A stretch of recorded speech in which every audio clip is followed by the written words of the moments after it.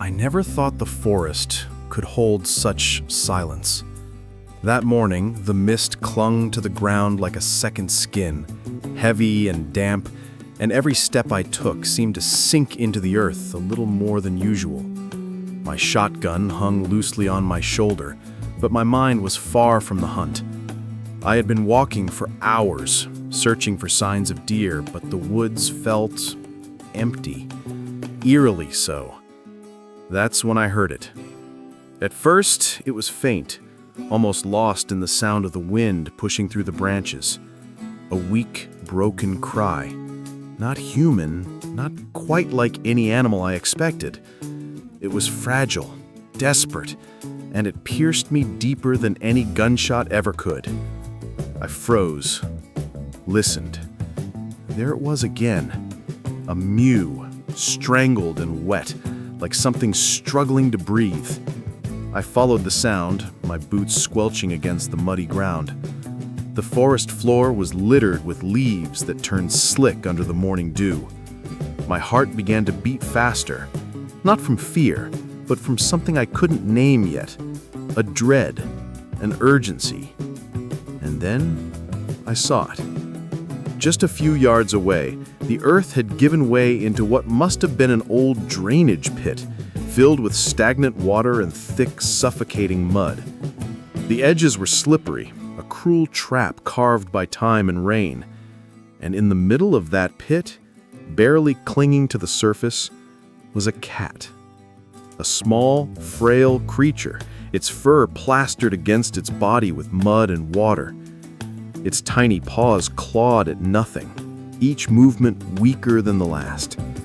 Its eyes, wide and terrified, locked onto mine the moment I appeared at the edge of the pit. God, I whispered under my breath.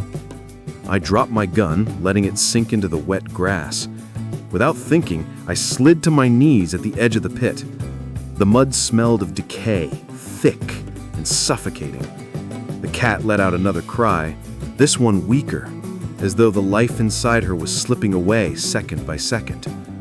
I stretched out my arm, but the distance was too far. I scanned the area, searching for something, anything to help. A fallen branch lay nearby, long and sturdy. I grabbed it, lowering it slowly toward the cat. "Come on, just hold on a little longer," I muttered, my voice shaking. The cat tried, her tiny claws scraping at the wood. She slipped once, twice. My heart pounded harder with each failure, panic rising like bile in my throat. "No, don't give up," I shouted, louder than I meant to, as if sheer willpower could give her strength. On the third attempt, her claws caught. I pulled, steady but desperate, dragging her toward me. The mud fought back, sucking at her small body as though it wanted to claim her forever. I leaned in farther, my arm buried almost to the shoulder in the muck, until finally, with one last desperate tug, she came free. I collapsed backward onto the grass, the cat clutched to my chest. She was trembling violently, her fur matted and cold, her breath shallow and uneven. I could feel her tiny heart racing against my palm. "It's all right," I whispered, holding her close. "You're safe now." For a long moment, I just sat there on the forest floor, rain beginning to drizzle through the trees, the world around me forgotten. The hunt, the silence, the emptiness, all of it vanished.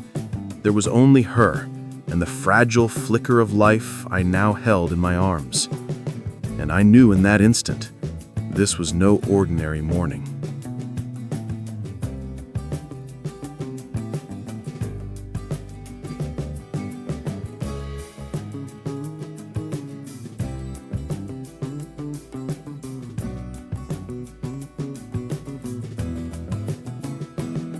She was so light in my arms, as if she were made of nothing but fragile bones and fading breath. Her body shivered uncontrollably against my chest, her muddy fur clinging to my jacket. Every few seconds, her eyes fluttered open and closed, as though she was struggling between life and the darkness pulling her under. I stood up, clutching her tighter, my heart racing faster than it ever had during any hunt. The forest no longer felt like a place of stillness. It felt like a battlefield, and this tiny creature was the only one fighting for survival. "You're not dying on me," I muttered, almost as if saying it out loud could make it true. My truck was parked nearly a mile away at the edge of the woods. A mile of mud, tangled roots, and uneven ground. Normally, that distance was nothing to me, but now it felt like an eternity. Every step risked jostling her fragile body, every stumble a danger. I pressed her closer, shielding her from the cold drizzle. "Hold on, little one, just hold on." Her breathing was shallow, wheezy, with a faint rattle that sent fear slicing through my cheeks. I quickened my pace, almost running, ignoring the branches that whipped against my arms and face. My boots slipped in the mud more than once, but I never loosened my grip. By the time I reached the truck, I was breathless, my hands shaking. I opened the passenger door with one arm, carefully wrapping her in an old flannel shirt I kept on the seat. She whimpered softly, the sound so faint it was like a thread about to snap. "It's okay," I whispered again, though my voice was unsteady. I threw myself behind the wheel, turned the ignition, and sped down the dirt road faster than I ever had before. My hands clenched the steering wheel, but my eyes kept darting to the small bundle beside me. Every rise and fall of her chest was a fragile miracle, and every moment of silence felt like a knife in my chest. The nearest veterinary clinic was 20 minutes away. 20 minutes of dread. 20 minutes of praying to a God I wasn't sure I believed in anymore.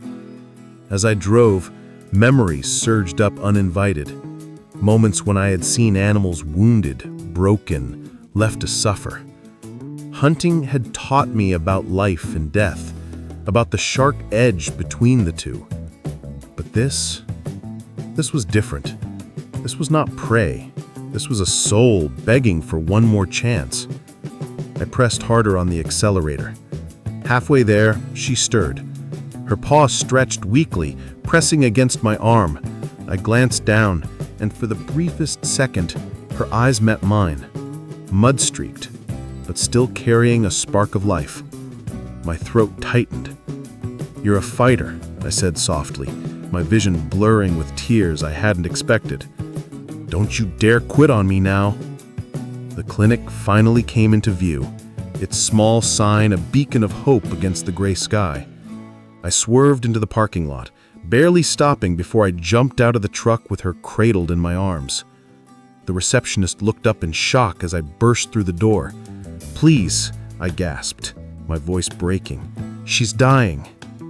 The vet rushed forward, taking her from me with practiced gentleness. For the first time since I pulled her from the mud, my arms felt unbearably empty. "Wait here," the vet ordered, vanishing into the back. And just like that, I was alone in the sterile, brightly lit waiting room. The silence was suffocating, broken only by the pounding of my heart in my ears. I dropped into a chair, my muddy hands trembling and staring at the scuffed tiles on the floor. I didn't even know her name. I didn't even know if she had one. All I knew was that somewhere behind that closed door, a battle was being fought, and I was powerless to do anything. But wait, time is cruel in a waiting room. Minutes feel like hours, each second dragging its feet as though mocking the desperation gnawing at you. I sat hunched forward, elbows on my knees, staring at the scuffed tiles on the floor.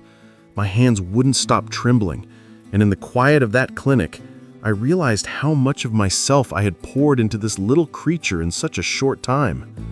Finally, the door swung open. The vet stepped out, her expression careful, professional, the kind of face doctors wear when the outcome is uncertain. My stomach knotted.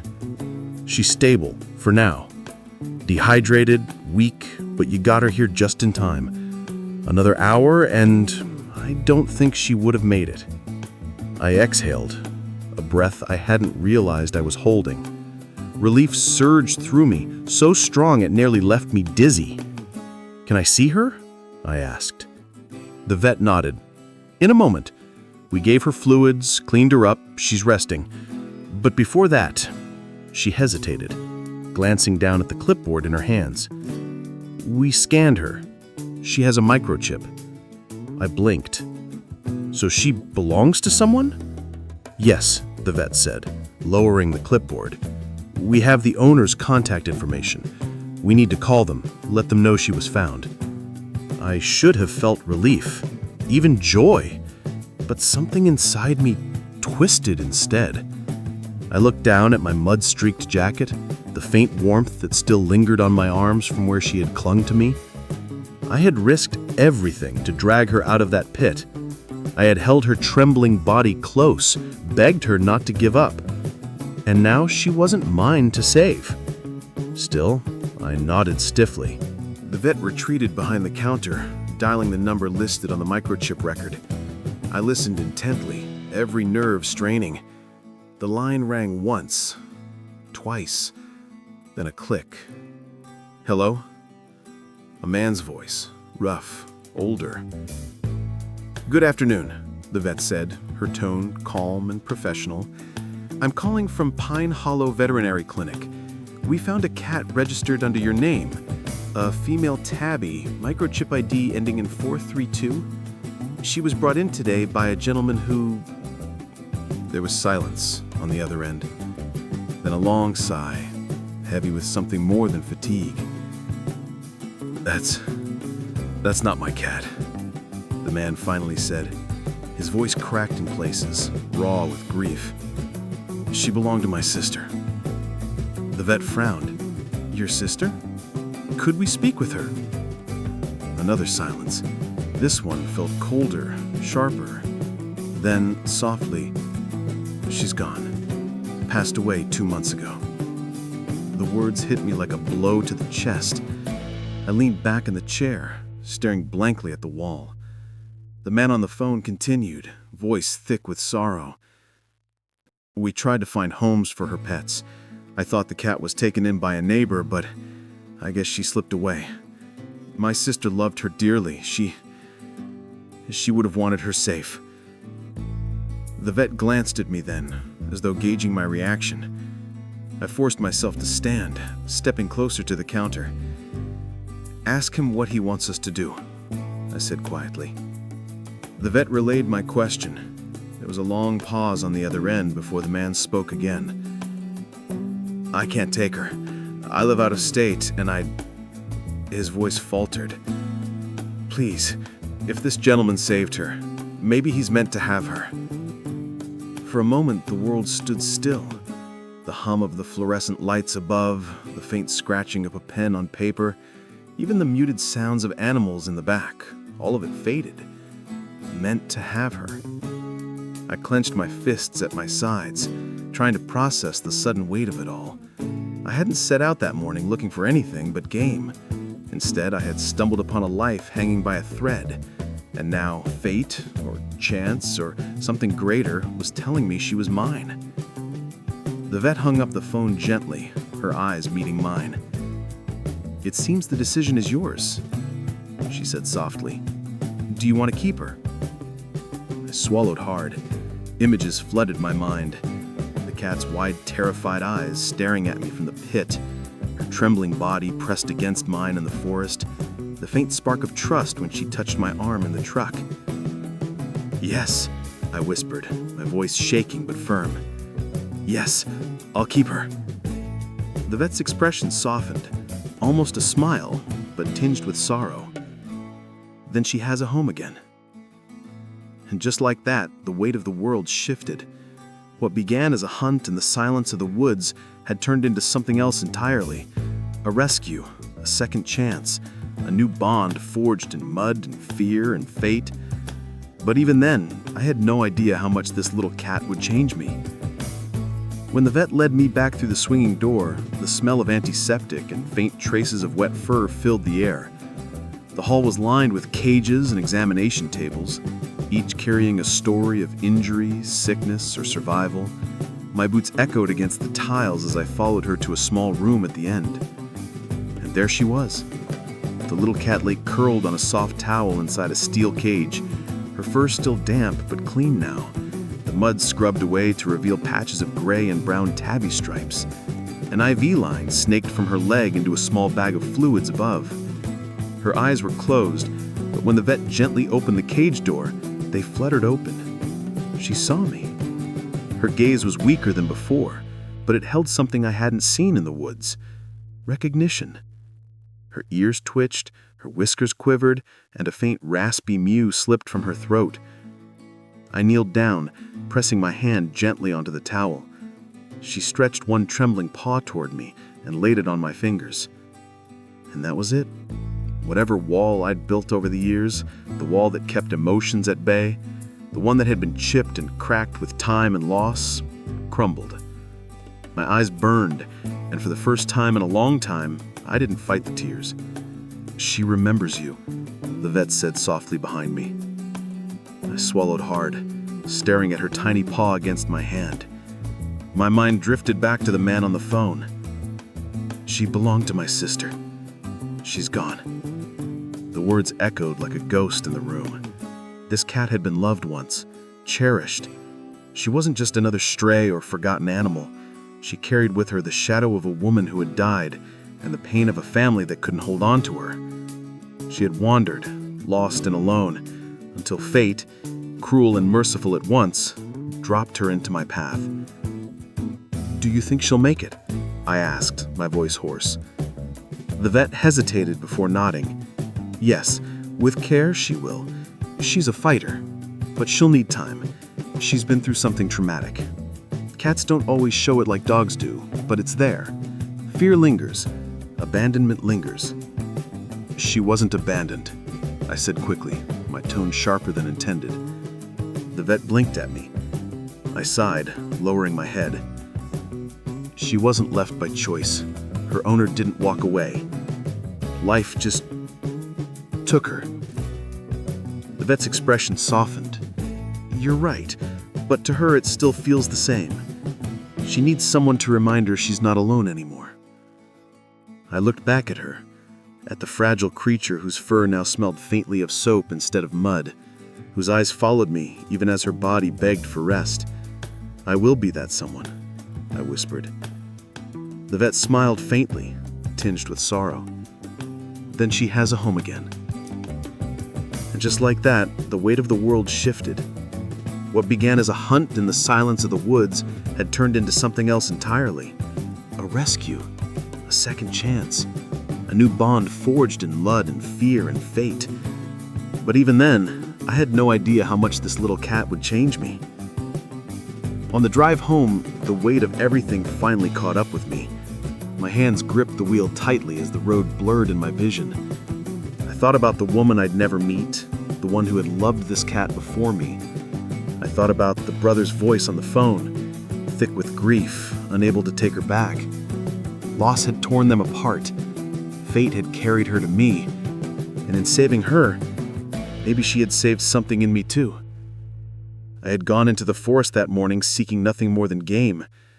Instead, I had stumbled into a story of life and death, of loss and second chances. And in that story, I was no longer just a hunter or a bystander. I was the one chosen to carry it forward. The next morning, I was at the clinic before the doors even opened. Sleep had been impossible. Every time I closed my eyes, I saw her small body sinking into that pit of mud, her eyes wide with terror. And then I saw her paw resting against my hand, fragile but determined. When the vet finally led me into the back room, she was waiting, no longer covered in muck, no longer trembling on the edge of life. She was curled in the same towel, eyes brighter now, though still weary. When she saw me, she stirred, stretching a paw weakly toward the bars. "She's been waiting for you," the vet said with a smile. I didn't hesitate. I opened the cage, slid my arms under her, and lifted her gently against my chest. She was still light, still fragile, but warmer than before. She tucked her head beneath my chin and let out a faint purr, the softest sound I had ever heard, yet it reverberated through me like thunder. "She's yours now," the vet reminded me. "She'll need care, medication, good food, patience. but I think you already know how to give her that." I nodded, unable to speak. My throat tightened with a mix of emotions I couldn't untangle. Relief, grief, gratitude, something dangerously close to joy. When I carried her out to the truck, the morning sunlight broke through the clouds for the first time in days. It felt like a sign. The drive home was slow, careful. She rested on the passenger seat, curled in the towel. Every so often I glanced over, half afraid she might vanish like a dream. But she stayed there, eyes half closed, purring faintly, as though she had already decided I was safe. My house had never felt lonelier than it had the night before, but when I carried her in, something shifted. The silence wasn't empty anymore. It was expectant, alive.